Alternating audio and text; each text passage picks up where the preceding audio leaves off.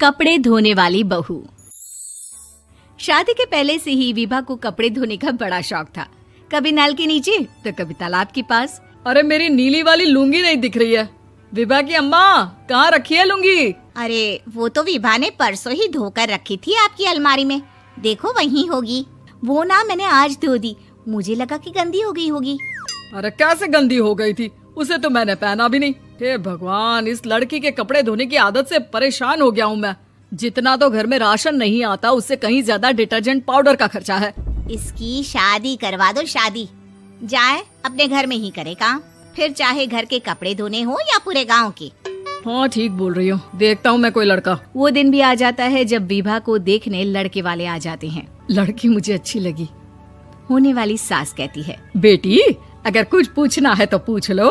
वैसे तो हमारी लड़की बहुत ही शर्मीली है, जो बोल दो वो मान लेती है, इसे क्या पूछना होगा। अरे कैसी बात कर रही हो माँ, मुझे इन लोगों के घर रहना है, सवाल तो कई है। हाँ हाँ बेटा, पूछ लो ना, क्या पूछना है। आप लोगों के घर कपड़े कौन धोता है? सास का मुंह बन जाता है। देखो, अगर तुम ये कहना चाहती हो कि तुम्हें कपड़े धोने नहीं आते तो सुन लो, कपड़े मैं ही धोती हूँ, लेकिन तुम्हारे आ जाने के बाद मैं रुमाल तक नहीं धोऊंगी। अरे चुप रहना भाग्यवान, बहू बेचारी घर आई नहीं, उसे डराना शुरू कर दिया। वो क्या है ना बिटिया, अभी तक तो ये कल्लू की माँ ही धोती थी, लेकिन अब तुम्हारे पापा तो दहेज में वॉशिंग मशीन देंगे ही। तभी विभा की माँ बोल पड़ती है, सवाल भी पूछा तो क्या। वैसे भाई साहब, मशीन की तो फिर भी कपड़े धोने की कैपेसिटी होती है, मतलब जो बिटिया दे रहे हैं ना विभा, इसे कपड़े धोने का बहुत शौक है। ये आप लोगों के क्या, आस पड़ोस गांव मोहल्ले सबके कपड़े धो दे और उफ तक ना करे। बाहर देखा नहीं आपने कितने कपड़े सूख रहे हैं, सब हमारी बिटिया ने ही तो धोए हैं। बस भी करो ना माँ, शर्म आ रही इतनी तारीफ सुनकर। और तो और एक दाग निकाल कर दिखाओ तो मान जाऊं। हाँ अच्छा, माफ करना बेटा, मैंने गलत समझा। हमें तो रिश्ता बहुत पसंद है। और ऐसे जुड़ जाता है रिश्ता कपड़े धोने का शौक रखने वाली विभा का। उसकी शादी हो जाती है कोयला फैक्ट्री में काम करने वाले कल्लू के साथ। शादी के बाद अचानक विभा चिल्लाती हुई सास के पास आती है। सासू माँ, अरे सासू माँ कहाँ है आप? ये तो धोखा है, धोखा दिया आप लोगों ने मुझे। इसे ससुर के चक्कर के बारे में पता चल गया। अरे तो उसमें तुझे क्यों धोखा मिला है? अरे नल में पानी नहीं आता, कपड़े कैसे कब धुलेंगे? अच्छा, तू पानी नहीं आ रहा उसकी बात कर रही है। तो आपने क्या सोचा? कुछ नहीं। अच्छा, तेरी माँ ने कहा था कि कपड़े धोने का शौक है तुझे, याद आया मुझे। शौक बोलकर कपड़े धोने वाले मेरे जुनून को कम ना आके सासू माँ, कपड़ा धोना मेरा गुरूर है। तभी पति भी वहाँ आ जाता है।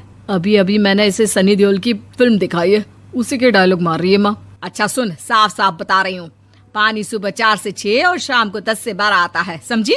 विभा टाइमिंग सुनकर हैरान हो जाती है। ये क्या भूतों का मोहल्ला है? सुबह 4 बजे उठकर कौन कपड़े धोता है? 4 बजे टंकी में पानी जाता है, फिर सारा दिन धोना ना, किसने मना किया?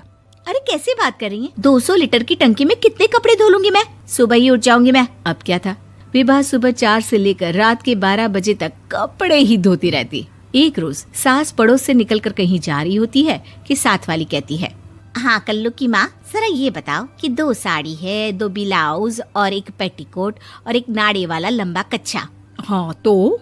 अरे तो क्या, कितना लोगी धुलाई ये बताओ। धोबन दिख रहे हैं हम क्या?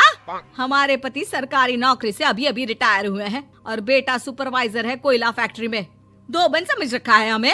हाय रे कल्लू की अम्मा, माफ कर दो, वो तो मोहल्ले में यही सब बता रहे थे कि तुमने बहू को कपड़ा धुलवाने के काम में लगा दिया है। सास को पड़ोसन की बात सुनकर गुस्सा आ जाता है। वो घर पहुंचती है जहां घर के बाहर ही इतने सारे कपड़े सूख रहे होते हैं जितने कि किसी धोबन के घर पर। अरे ओ कल्लू की दुल्हन, बाहर निकल।